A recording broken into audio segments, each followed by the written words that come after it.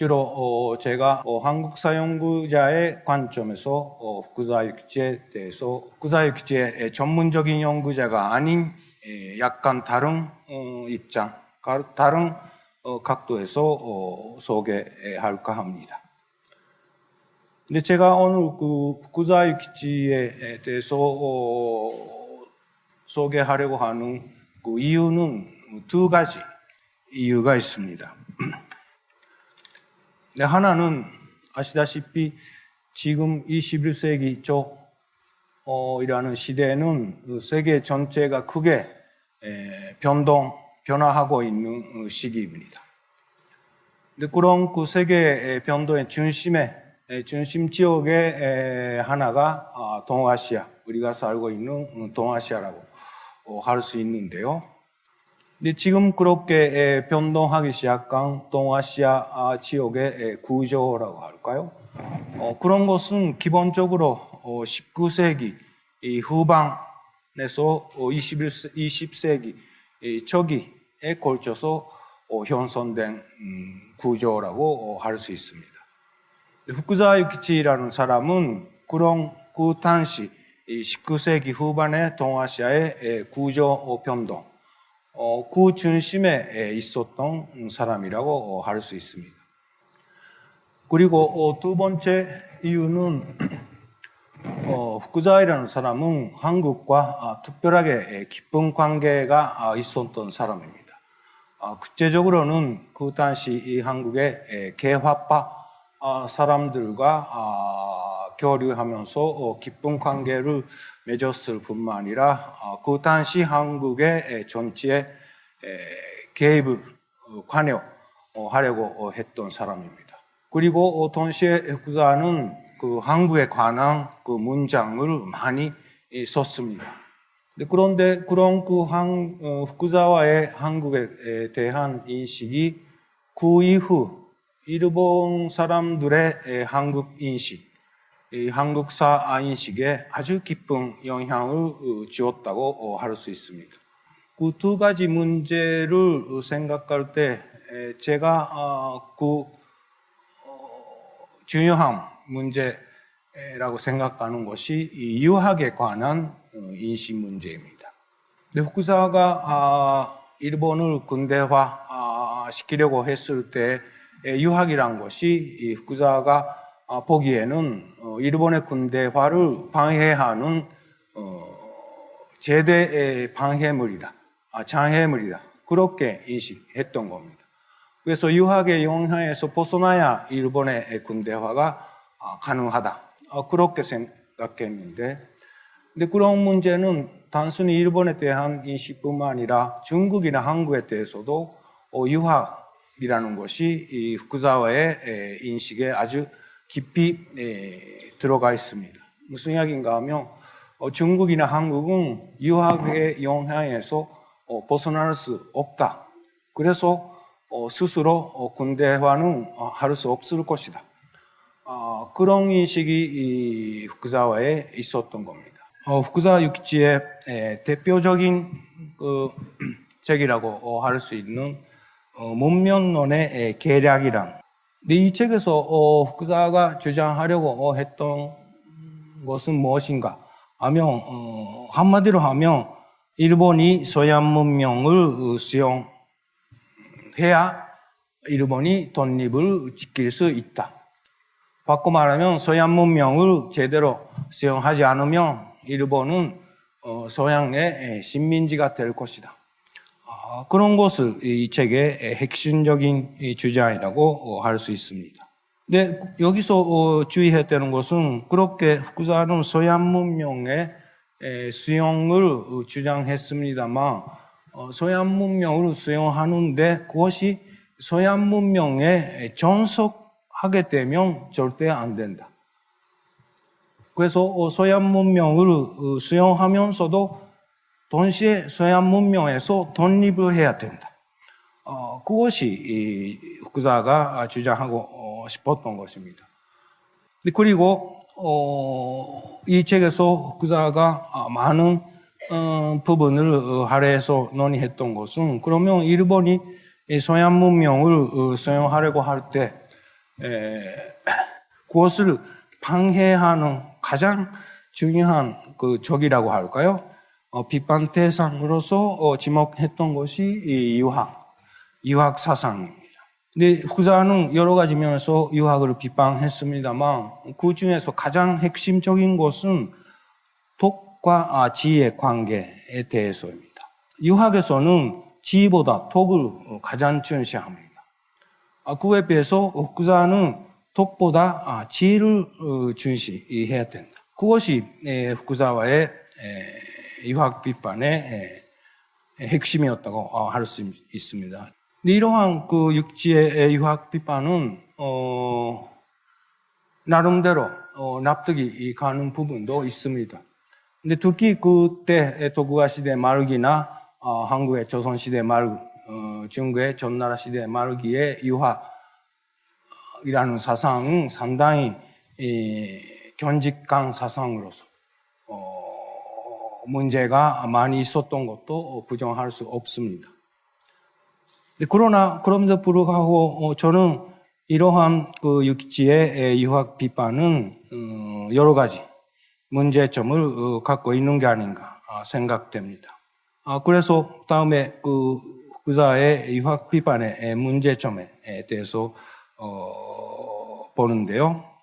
후자는 유학을 배웠지만 선리학에 대해서는 제대로 배우지 못했던 것 같아요.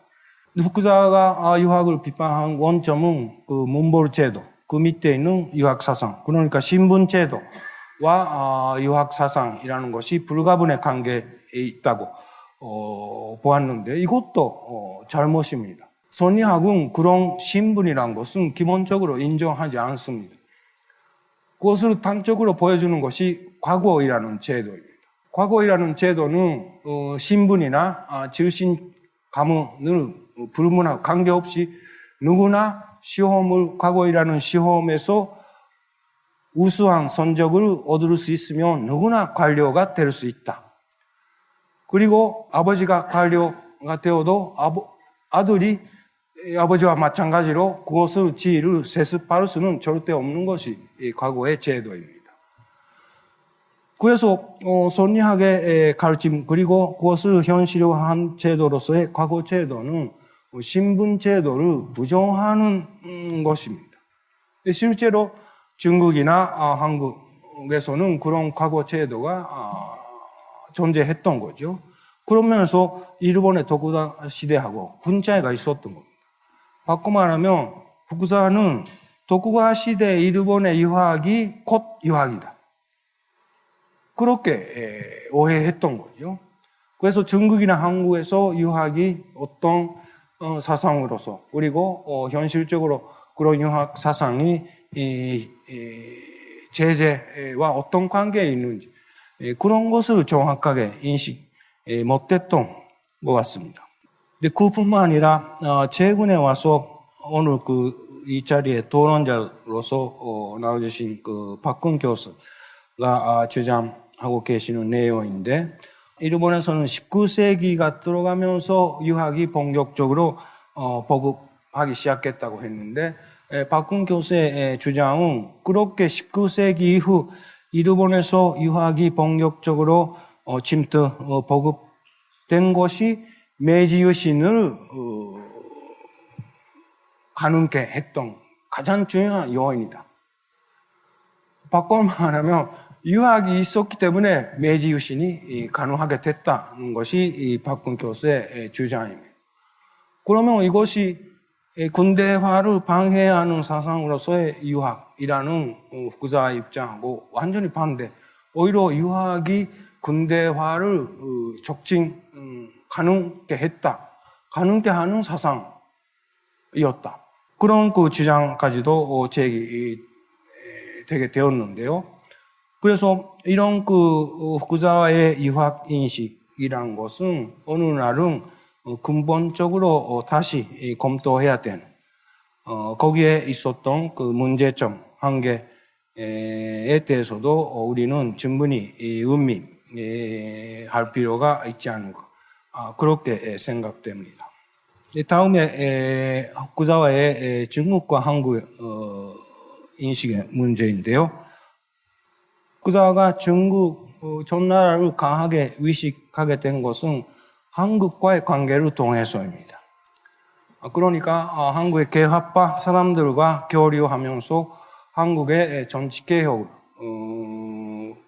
하려고 하게 되면서 그런 한국의 정치개혁을 방해하는 것이 이 전나라다. 그렇게 해서 전나라를 강하게 위식하게 된 겁니다. 그러나 여기서 제가 주목하고 싶은 것은 만년의 후쿠자와의 중국 인식입니다. 이것이 지금까지 별로 연구자의 주목을 받지 못했던 것 같은데요. 만년에 이르러서 후쿠자와는 중국의 변화를 보면서 그것을 일본은 모든 힘을 다해서 도와줘야 된다. 왜냐하면 중국은 일본의 스승의 나라다.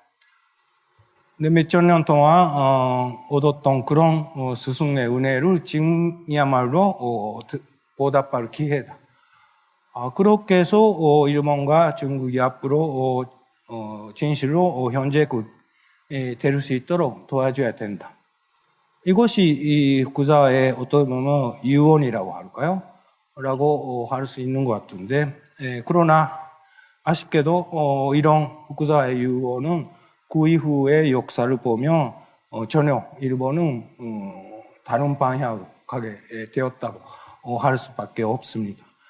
마지막으로 후쿠자와의 한국 인식인데요. 후쿠자와의 한국 인식은 뭐라고 할까요?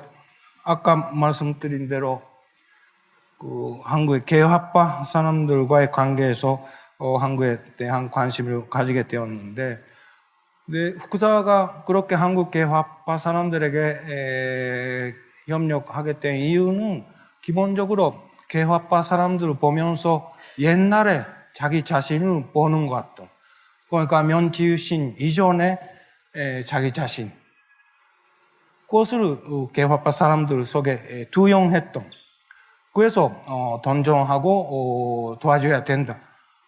그렇게 생각했던 겁니다. 근데 그런 것은 후쿠자와의 한국 인식의 장점이 되지도 했습니다만 단점이 되기도 했던 것이 아닌가. 무슨 이야기인가 하면 한국의 개화파 사람들을 너무 가까이 느끼기 때문에 거기에 뭔가 거리감이라고 할까요?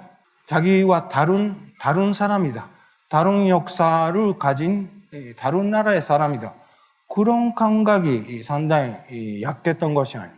그래서 한국에서 정치개혁을 할 때도 일본에서 옛날에 했던 같은 방식으로 한국에서도 하면 성공할 것이다. 그러면 한국도 근대화할 수 있을 것이다.